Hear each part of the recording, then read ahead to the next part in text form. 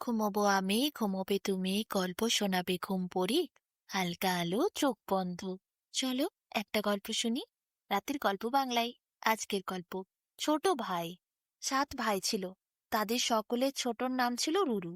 দেশের মধ্যে 7টি ভাই দেখতে সকল ছেলেদের থেকে সুন্দর ছিল। তাদের মধ্যে আবার রুরু ছিল তাদের সবার থেকে সুন্দর। রুরুকে কেন এত সুন্দর লাগতো তারা কেউই জানতো না। কিন্তু রুরুর বড় ভাইয়ের তা নিয়ে বড্ড মনে মনে হিংসা ছিল। তার থেকে বাকি সকল ভাইদের হিংসা ছড়িয়েছিল সে। সব ভাইরাই ধীরে ধীরে রুরুকে দেখে হিংসা করতে লাগলো। ভালো ভালো কাপড় সব তারা নিজেরা পরতো, ভালো ভালো খাবার নিজেরা খেত। রুরুকে সব থেকে ছেঁড়া নোংরা বিশ্রী কাপড়টা দিত, সব থেকে খারাপ শেষের খাবারটি দিত। কিন্তু পাড়ার সব লোকেরা, গ্রামের লোকেরা রুরুকেই বেশি ভালোবাসতো। রুরুর মনটা অনেক দয়ালু ছিল, অনেক মায়া ভরা 2টি চোখ ছিল। রুরু সকলের উপকার করত। বেচারাকে কিন্তু এক দণ্ডেও সুখে দেখতে পারত না তার ভাইরা। রুরু গ্রামের থেকে অনেক দূরে। একদিন তার মায়ের জন্য ওষুধ আনতে গেল। সে অনেকটা পথ, কত বড় বড় পাহাড় পার হয়ে যেতে হয়। দূরের এক গ্রামের বৈদ্যের কাছেই সেই ওষুধটি পাওয়া যায়। সকাল থেকে রুরু হেঁটেই চলেছে। বিকেল নেমেছে বলে এমন সময় রুরু দেখল একটি সুন্দরী মেয়ে বাঁচাও বাঁচাও বলে চিৎকার করতে করতে রাস্তায় ছুটছে। রুরু বলল, কি হয়েছে, কি হয়েছে? এই মেয়ে, তুমি এইভাবে ছুটছো কেন? মেয়েটি তাড়াতাড়ি রুরুর হাতটি ছুটে এসে ধরে বলল, আমাকে বাঁচাও, আমার পিছনে অনেক লোক আসছে, তারা আমাকে ধরে নিতে চায়। রুরু বলল, চলো, তোমার সাথে আমি যাচ্ছি, লুকিয়ে পড়বো পাহাড়ের ওই কোণে। রুরু আর সেই মেয়েটি ছুটতে গিয়ে পাহাড়ের এক কোণে লুকিয়ে পড়ে। আর সেই লোকগুলো যারা মেয়েটির পিছনে ছুটে আসছিল মেয়েটিকে ধরার জন্য, কেউ আর ধরতে পারল না। সবাই সোজা ছুটতে ছুটতে চলে গেল। রুরু আর সেই মেয়েটি দুজনেরই পাহাড়ের নিচে একটি পাথরের আড়ালে লুকিয়েছিল। রুরু তখন বলল, এখন বেরোনো সুবিধের হবে না। আজ তোমাকে আর আমাকে এখানেই লুকিয়ে থাকতে হবে, কারণ বিকেল পার হচ্ছে বলে সন্ধে নামবে। এখন এই সময় যদি আমরা বেরোই তাহলে ওরা আমাদের দেখতে পাবে, আর সন্ধে হয়ে গেলে তখন কিন্তু ওরা আর আমাদের খুঁজে পাবে না, অন্ধকার নামবে। মেয়েটি বলল, ঠিক বলেছ, কিন্তু অন্ধকারে আমরা এইভাবে বাইরে থাকবো কিভাবে? কত হিংস্র পশু আছে, পাহাড়ের আশেপাশে কত বিপদ, আমরা পারবো কি এইভাবে থাকতে? রুরু বলল, কেন পারবে না? একটা সন্ধে আর রাত যা হোক করে কষ্ট করে থেকে কাল সকালে তুমি অন্যদিকে চলে যেও। আমিও তো আজ তোমার জন্য বাড়ি ফিরতে পারবো না, না হলে তো আমি চলে যেতাম। কিন্তু তোমার যখন হাত ধরেছি, দায়িত্ব নিয়েছি, তখন আমি তোমাকে কাল সকালে অন্য জায়গায় পৌঁছে দেব। তুমি সেখান থেকে নিজের বাড়ি চলে যাবে। মেয়েটি বলল, বাড়িই তো আমি যেতে চাই না। রুরু বলল, সে কি কথা? তবে ওরা কি তোমার বাড়ির লোক? মেয়েটি বলল, হ্যাঁ, ওরা আমার বাবার লোক, আমাকে ধরে নিতে চায়। রুরু অবাক হয়ে চেয়ে রইল। বলল, এ কি, তুমি তোমার নিজের বাড়ির লোকের থেকেই পালাচ্ছ? আমি তো এতক্ষণ ভাবছিলাম তোমার পিছনে অন্য লোকেরা ছুটে আসছে, হয়তো তোমাকে কেউ বিরক্ত করছে বা ধরতে চাইছে, কিন্তু এখন দেখছি এ তো অন্যরকম ব্যাপার। আমি তো এখানে ভুলভাল ভাবে ফেসে গেলাম। তোমার হাত ধরে কি আমি ভুল করলাম? মেয়েটি বলল, না না, আসলে আমার বাবা আমার অমতে এক রাজপুত্রের সাথে আমার বিয়ে দিয়ে দিতে চায়। রুরু বলে, সে কি, রাজপুত্রের সাথে বিয়ে মানে? তুমি কি রাজকন্যা? মেয়েটি বলে, হ্যাঁ, আমি রাজকন্যা, কিন্তু আমার ওই রাজপুত্রকে একটুও পছন্দ না, আমার ভালো লাগে না। আমি আমার পছন্দের রাজপুত্রের সাথে বিয়ে করতে চাই, তাই তো আমি সেখান থেকে পালিয়ে এসেছি। রুরু মাথায় হাত দিয়ে বসে পড়ে, বলে, মহা বিপদ! তুমি তাহলে তোমার বাড়ির লোকেদের থেকেই পালাচ্ছিলে? আমি যে কেন তোমার হাত ধরতে গেলাম? রাজকন্যা রেগে মেগে বলে, তবে কি তুমি আমার হাত ধরে ভুল করেছো মনে হচ্ছে? তাহলে আমি চলে যাচ্ছি, এখানে আর এক মুহূর্তও থাকবো না। রুরু বলে, যেও না, সন্ধে নামবে বলে। এই অন্ধকারে সন্ধেয় তুমি কোথায় যাবে? তোমাকে সুরক্ষা কে দেবে? কত রকম লোক আছে, বিপদ আছে, হিংস্র জন্তু জানোয়ার আছে, তোমার কোনো তা নিয়ে আন্দাজ আছে কি? রাজকন্যা বলে, ওসব আমি জানি না, যা ভাগ্যে আছে তাই হবে। তোমার যখন মনে হচ্ছে তুমি আমার হাত ধরে ভুল করেছো, তাহলে আমি তোমার কাছে থাকবো কেন? রুরু বলে, যা হয়েছে ছাড়ো, ভুল যখন করেছি সেই ভুলকে শুধরে দিতে হবে। কাল সকালে আমি তোমাকে সুরক্ষিতভাবে এই জঙ্গল থেকে বার করে দেব। পাহাড়ের অনেক ভেতরে ভেতরে রাস্তা আছে, সেই দিক দিয়ে তোমাকে আমি পাহাড় থেকে নিচে নামিয়ে দেব। তারপর তুমি সুরক্ষিতভাবে যেই দিকে ইচ্ছে সেই দিকে যাবে। আজ রাতটা তোমার সুরক্ষার জন্য তুমি এখানে থেকে যাও। রাজকন্যা এরপর মুখ ফুলিয়ে চুপচাপ বসে রইল। রুরুর হাতে একটি পুঁটলি ছিল। পুঁটলির মধ্যে রুরুর মা কয়েকটি রুটি করে দিয়েছিল আর সামান্য চিনি দিয়েছিল। রুরুর কাছে সেই খাবারটুকুই ছিল। রুরু রাজকন্যাকে বলল, তুমি এই পুঁটলিটি ধরে এই পাথরের কাছেই বসে থাকবে।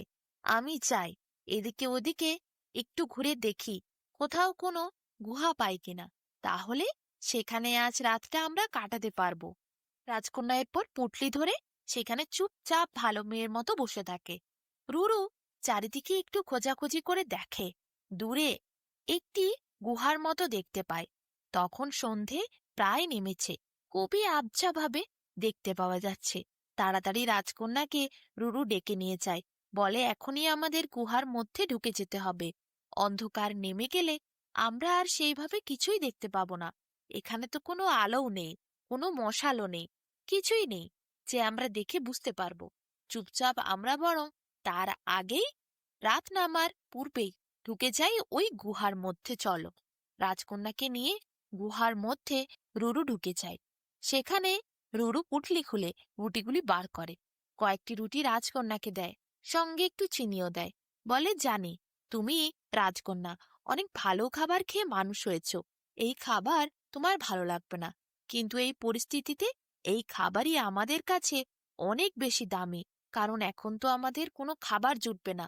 রাজকন্যা চুপচাপ রুটিগুলি চিনি দিয়ে খেয়ে নেয়। তারও অনেক খিদে লেগেছিল, রুরুও খেতে থাকে। দুজন মিলে খাওয়া দাওয়া সেরে একটু ঘুমিয়ে যায়। যখন ভোরের প্রথম আলো বের হয়েছে, অমনি সে আলো এসে রাজকন্যার গায়ে পড়েছে। রুরুরও চোখ খোলে। রুরু রাজকন্যাকে বলে, চলো ওঠো, তোমাকে এই জঙ্গলের থেকে বাইরে বার করে দেব। ভোরের এই প্রথম আলো বের হয়েছে, এখনো সেইভাবে কেউ উঠে পড়েনি। যদি তোমাকে কেউ দেখতে পায়, তাহলে তো সবাই বুঝে যাবে তুমি রাজকন্যা। তুমি তাড়াতাড়ি এক কাজ করো, আমার পুঁটলিটা নাও। পুঁটলির মধ্যে তোমার সব গয়নাগাটি খুলে ভালো করে রেখে দাও। তুমি ওই কাপড়টা ভালো করে জড়িয়ে পরে নাও। তারপরে চলো, তোমাকে পাহাড়ের পথ ধরে নিচে নামিয়ে দিই। তোমার যেদিকে ইচ্ছে তুমি সেদিকে যেও, আমি বাড়ি ফিরে যাব। রাজকন্যা রুরুর সাথে এরপর হাঁটতে লাগলো। পাহাড়ের উঁচু খাড়াই থেকে নেমে গেল দুজনে, জঙ্গল পার হলো, এসে পৌঁছালো একটি গ্রামের রাস্তার কাছে। রুরু সেই পুঁটলিটি রাজকন্যার হাতে দিয়ে বলল, এর মধ্যে তোমার গায়ের সব গয়না আছে, তুমি এইটা নিয়ে যাও। তোমার যেদিকে ইচ্ছে যেতে মন যায় তুমি সেদিকে চলে যাও। তবে আমি তোমায় বলবো, তোমার পিতার কাছে এখন ফিরে যাওয়াই মঙ্গল। রাজকন্যা বলে, সে আমি বুঝবো, আমাকে কোথায় যেতে হবে কি না যেতে হবে। আমি ওই রাজপুত্রের সাথে কোনোদিন বিয়ে করব না, আমি যাব না আমার পিতার কাছে। রুরু বলে, তা তোমার যা ভালো লাগে তুমি তাই করো, তুমি দেশের রাজকন্যা, আমরা সব মুখ্য সূক্ষ্ম মানুষ, আমাদের থেকে তোমার বুদ্ধি শিক্ষা অনেক বেশি। তুমি যেটি ভালো মনে হবে সেটি করবে, তোমার যেদিকে ইচ্ছে তুমি সেদিকে যাও। আমি বরং এরপর গ্রামে যাই, আমার মায়ের ওষুধ নিতে বের হয়েছিলাম। আমার তো ফিরে যাওয়ার কথা ছিল কালই, কিন্তু যাই হোক, আমি এরপর আসছি। রুরু এরপর অন্য রাস্তা ধরে হাঁটা দেয়, আর পিছন দিকে রাজকন্যার দিকে ঘুরেও তাকায় না। রুরু এরপর নিজের ঘরের কাছে এসে পৌঁছেছে। ঘরের উঠানের সামনে এসে দাঁড়িয়ে দরজাটি খোলে। এমন সময় রুরুর মা এসে বলে, কি রে রুরু, কাল ফেরার কথা ছিল, এত দেরি হলো? রুরু বলে, এই যে মা এলাম। হঠাৎ করে রুরুর মা দেখে রুরুর পিছনে একটি সুন্দরী মেয়ে দাঁড়িয়ে। রুরুকে বলে, এই মেয়েটিকে। রুরু তো বুঝতে পারে না আবার মেয়ে কোথা থেকে। রুরু ঘুরে তাকিয়ে দেখে, এ কি, এ তো সেই রাজকন্যা যাকে গ্রামের পথের কাছে রুরু ছেড়ে দিয়ে এসেছিল, বলেছিল তোমার যেদিকে যেতে ইচ্ছে তুমি সেদিকে যাও। রাজকন্যা মুচকি হাসি দেয়, রুরু তো মাথায় হাত দিয়ে বসে পড়ে। এ কি, এ তো রুরুর পিছন পিছন রুরুর ঘরে চলে এসেছে। রুরুর মা বলে, তা তুমি কে? রুরুকে বলে, এই মেয়েটিকে। রুরু বলে, ও আসলে জঙ্গলের মধ্যে পথ হারিয়ে ফেলেছিল, তাই আমি ও সাহায্য করেছিলাম। রুরুর মা বলে, তা বেশ হয়েছে, আসো ভেতরে এসো মা, তুমি অনেক ক্লান্ত, আমাদের ঘরে থেকে 2 দিন ভালো করে খাওয়া দাওয়া করে তারপরে তোমার বাড়ি ফিরে যেও। আমরা বরং তোমার বাড়ি খুঁজতে তোমার সাহায্য করব।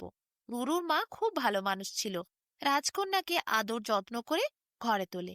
রাজকন্যা সেখানে গিয়ে একেবারে সাধারণ মেয়ের মতো থাকে, কোনো রাজকন্যার পরিচয় নিজের দেয় না। রাজকন্যাকে এরপর রুরুর মা ভালো করে খেতে দেয়। রাজকন্যা শান্তি করে খায়, পুকুরে যায় নতুন রুরুর মায়ের দেওয়া কাপড় নিয়ে স্নান করতে। পুকুরে সবার সাথে আনন্দে হেসে খেলে স্নান করে রাজকন্যা। সেখানে কত মেয়েদের সাথে রাজকন্যার পরিচয় হয়। তারপর রাজকন্যা বাড়ি ফিরে আসে। রুরুদের বাড়িতে বেশ আনন্দেই থাকছিল। বিকেলে কত ছেলে রুরুর সাথে সামনের মাঠে খেলছিল। রাজকন্যা সেখানে যায়। রুরু সকলের সাথে রাজকন্যার পরিচয় করিয়ে দেয়। রাজকন্যাকে সবাই সাধারণ মেয়ে হিসেবেই চেনে, কেউ কিন্তু রাজকন্যার আসল পরিচয় জানত না। আর রুরুও কাউকে বলেনি। সাধারণ মেয়ের মতোই রাজকন্যা সকলের সাথে খেলে আনন্দ করতে থাকে। সকাল সকাল ভোর ভোর উঠে রাজকন্যা কত ফুল তুলে আনে। এইভাবে বেশ কয়েকদিন রাজকন্যা আনন্দেই দিন কাটালো।